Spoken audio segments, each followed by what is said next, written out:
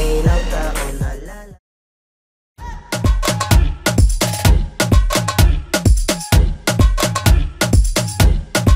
B-10, Beltan Hans Axel S, naniniwala sa kasabihang kung ang siin ay extraction, pangawak lang aking fashion!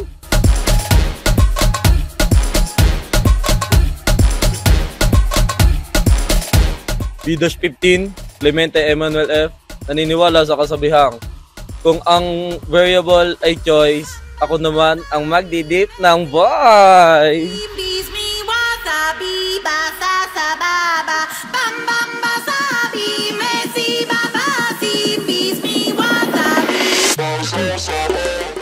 Ako po si B-22, Yuri De La Cruz, middle name DC. Ang naniniwala sa kasabihang, kung ikaw ay gumagamit ng C++, dito ka sa akin, ang pagmamahal ko ay walang patalastas. Ay!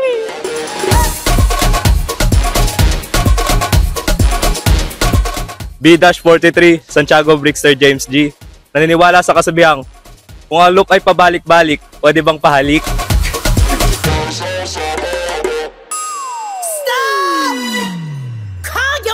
B-47, Tuason Brent Kirby J, at naniniwala sa kasabihang kung ang binary ay 0 at 1, you are my only one!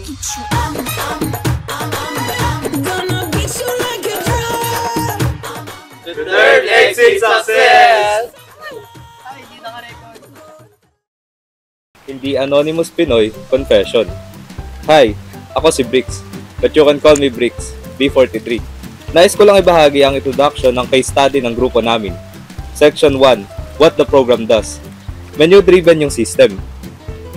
Kaya parang may tour guide ka habang gamit mo siya. Step by step kanyang ina-assist. Service selection.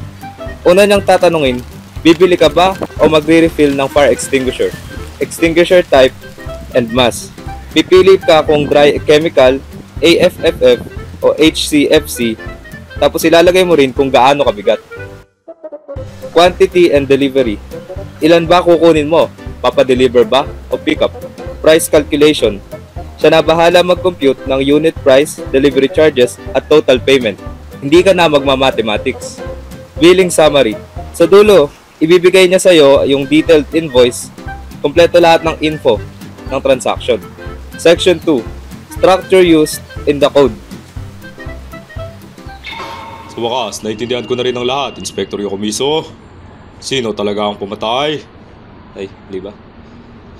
Sa bawat programang ginagawa, laging may nakatagong lohika sa likod ng bawat linya ng code. At sa pagkakataong ito, isang malinaw na pattern ng lumitaw.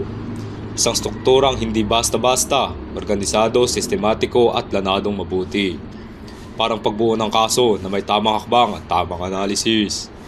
Number 1, functions. Ito ang mga suspect na gumagalaw sa likod ng sistema. Bawat isa may sariling papel, bawat isa may hakbang na bahagi ng katotohanan. Display price list. Para itong witness na una nagbibigay ng impormasyon. Dito lumalabas ang listahan ng presyo. Service choice. Ito ang sandaling pipili ang user kung bibili o magre-refill. Isang desisyong maaaring magbago ng takbo ng buong kaso. Extinguisher choice at extinguisher mass. Sila ang tumutukoy sa klase at bigat ng extinguisher. Parang pag-zoom in sa detalye ng ebidensya. Compute price per unit. Dito sinusuri ang datos. Dito kinikwenta ang halagang babayaran. Isa itong analytical step, malinis, eksakto, walang mintis. Get delivery type at get location. Para silang huling hakbang sa operasyon. Tinutukoy kung paano at saan ihahatid ang produkto.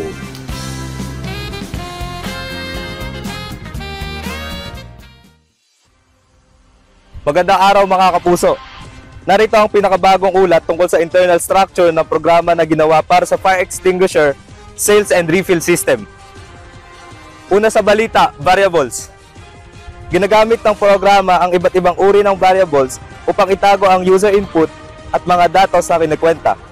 Strings, tulad ng customer name, service name, extinguisher name, at mass name. Ito po ang nagtatala ng mga pangalan at label sa transaction. Integers naman para sa service type, extinguisher mass, quantity, delivery type, at location. Dito na-iimbak ang mga numerical choices ng user. Floats, tulad ng price per unit at total, para sa mga presyong eksakto at hindi naliligaw. At syempre, ang car na again, para maisigurong pwedeng ulitin ng customer ang kanilang transaction. Ikalawang ulat, control structures. Ginagamit ang programa ng mga karaniwang istruktura mula sa C++ upang gumana ng maayos at sistematiko. Loops, gamit ang do, while. Pwedeng magsagawa ng maraming transactions. Inuulit hanggang ganito gusto ng user. Conditions, ang if, else at switch. Case ang nagdidesisyon sa delivery type, location, service type at pricing. Walang ligtas, lahat dumadaan sa tamang proseso. At yan ang pinakabagong balita. Cut.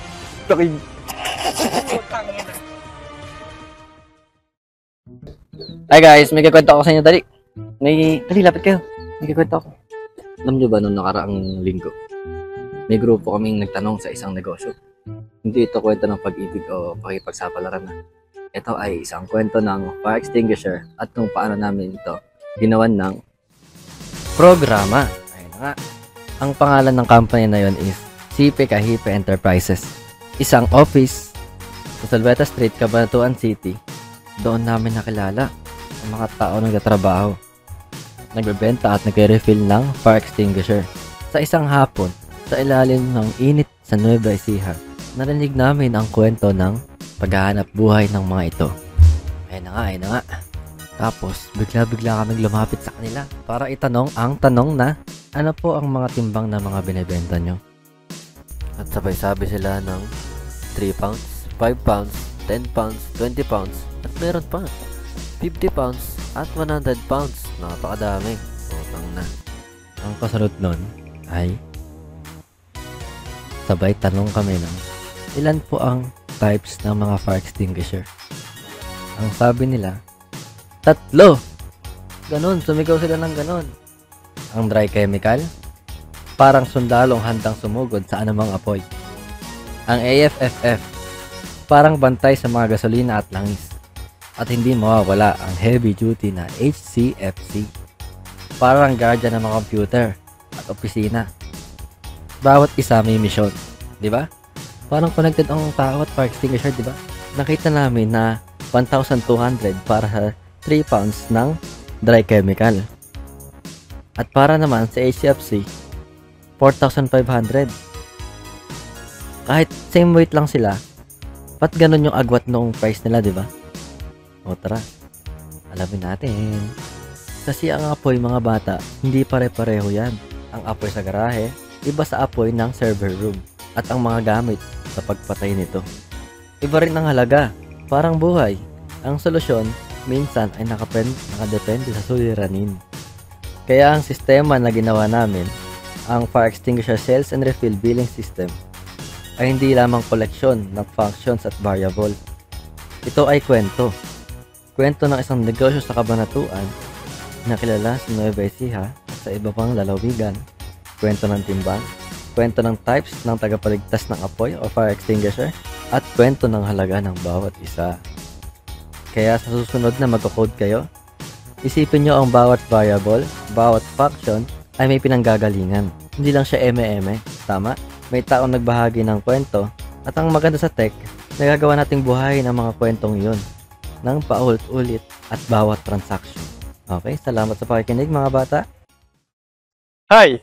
Ako si Brent at i-explain ko sa inyo ang flow ng program. Ayun guys, welcome sa source code ng Fire Extinguisher Sales and Refill Billing System. Kapag in-start mo ang program, ang unang lalabas ay Fire Extinguisher Sales and Refill Billing System na literal string.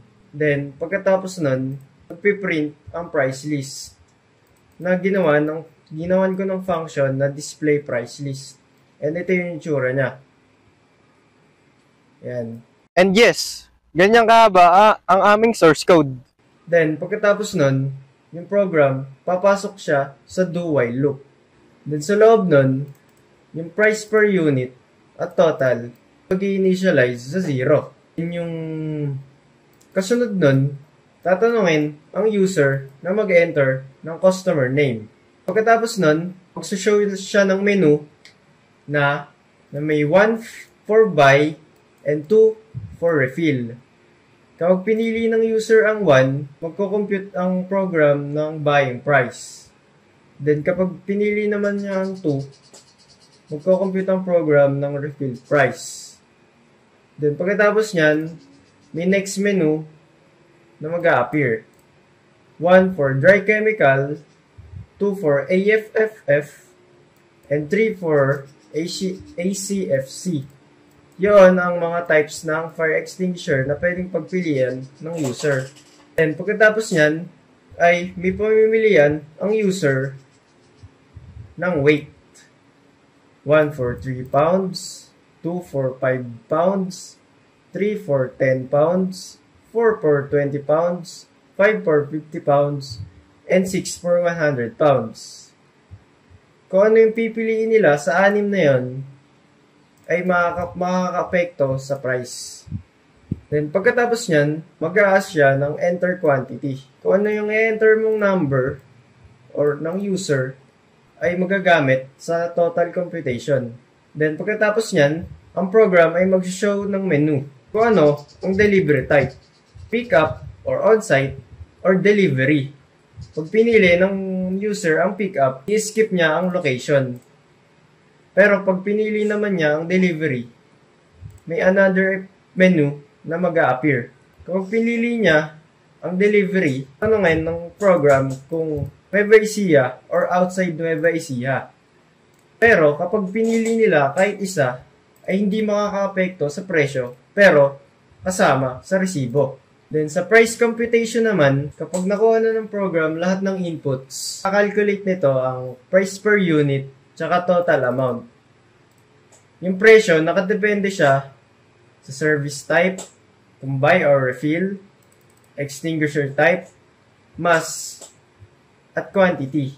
Kung pinili ng user ang HEFC refill, magdi-display ang program ng error message. Dahil nga, ang HEFC refill ay hindi available. Then, ang program ay magpiprint na nga ng billing summary. Kasama dyan ang customer name, service type, extinguisher type, mass, quantity, price per unit, total amount, delivery type, at delivery location. Nagsisilbi itong huling resibo. Then sa uli, program ay mag-a-ask kung ito ba niya mag-process uli ng another transaction. Kapag pinili ng user ang Y, or tinype niya ang Y, program ay uulit simula ng do. Kapag pinili naman niya ang N, or tinype niya ang N, end ang program. Yayay! Motor mo yan! Nasusunog oh! Putak! Nasusunog yan oh! Sunog! Ayun oh! Ano gagawin ko? Dali ka mo nakita mamaya na yan. Buka. Alam mo ba may bago yung tinetesting yung CPKIP? Yung paggawa ng fire extinguisher na. Ah, talaga? Oo, eto kasi sa program na to, mapapadali yung order mo. Kumbaga dito, order ka lang dito, ayan select mo kung refill o buy. Yan. Tapos, syempre, cash sa U-Box dapat, di ba? Siyempre, meron yung option sa mga ilang pounds. Gagawin mo 3 pounds lang para kasya, no? Tapos, sunod doon. So, sa paggamit ng process na to, o sa code na to, ang una natin gagawin is lalagay natin yung pangalan mo. So, ano yung pangalan mo? Yuri, di ba? So, gamitin natin to example na to. Wari ako, order ako. Lagay ko dyan, Yuri. Gano'n. So, since wala pa tayo nabibili, buy muna tayo. So, number 1. So, extinguisher type, pwede ka mamili kung dry chemical, AFFF, HCFC. So, kahit ano dyan naman, kung gusto mo, mayaman ka, lagay mo dyan 2 or 3. Pero tayo, mahirap lang tayo, kaya number 1 nilalagay natin. So, sa extinguisher mask, dito makikita yung size o yung bigat na gusto nating bilhin. So, pwede ka mamili dyan 1, 2, 3, 4, 5, 6. Since maliit lang na may kailangan natin para sa motor mo, lagyan natin dyan 3 pounds, which is number 1. Then, yung quantity, ilan ba gusto mo? Sabihin natin, bilang mo yung buong pamilya mo, lagyan natin dyan 5. Yan. So, since taga Nueva Ecija naman tayo, pick up na lang tayo. Which is, ayan nga, Nueva Ecija nakalagay. So, number 1. So, yan lang. Pagyari nun, meron ka ng fire extinguisher. So, makikita na dyan sa billing summary, makikita mo yung customer name, which is Yuri, na nilagay natin. service type which is buy, or pwede rin refill, pero sa ngayon buy lang muna kasi wala pa tayo.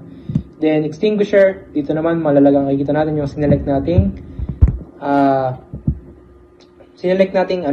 na chemical. Then yung mass which is 3 pounds, pinakamaliit. Then quantity which is 5 para sa buong pamilya.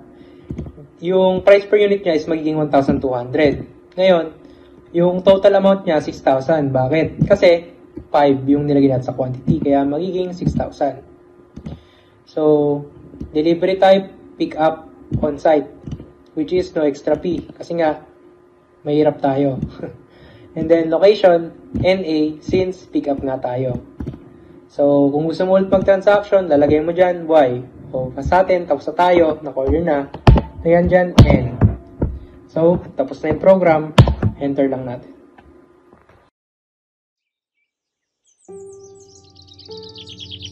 Para sa kabuuan ng aming study, papaliwanag ko sa inyo yung benefits ng aming fire extinguisher and refill billing systems at kung ano-ano yung natutulong niya sa mga business owner at mga namimili.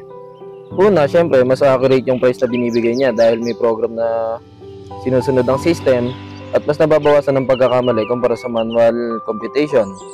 Pangalawa naman, syempre, mas mabilis na transaction dahil matik na ang system na ang magbibigay sa inyo ng information at system na rin ang bahala na magbigay ng mga orders sa tao. Pangatlo naman, yung clear and professional output. Mas malinaw at naiintindihan ng laman ng resibo. Pangalawa naman sa uli, syempre, mas madali ang refill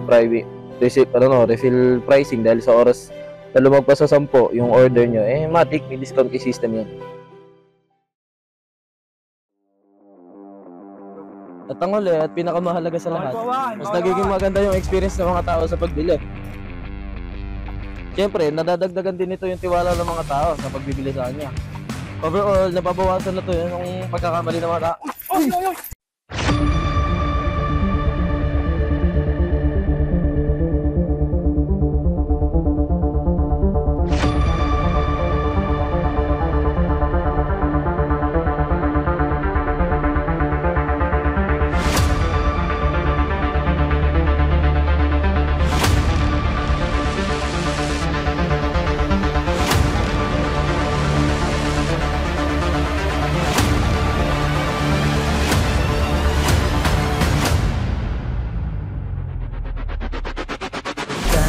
Nakakalimot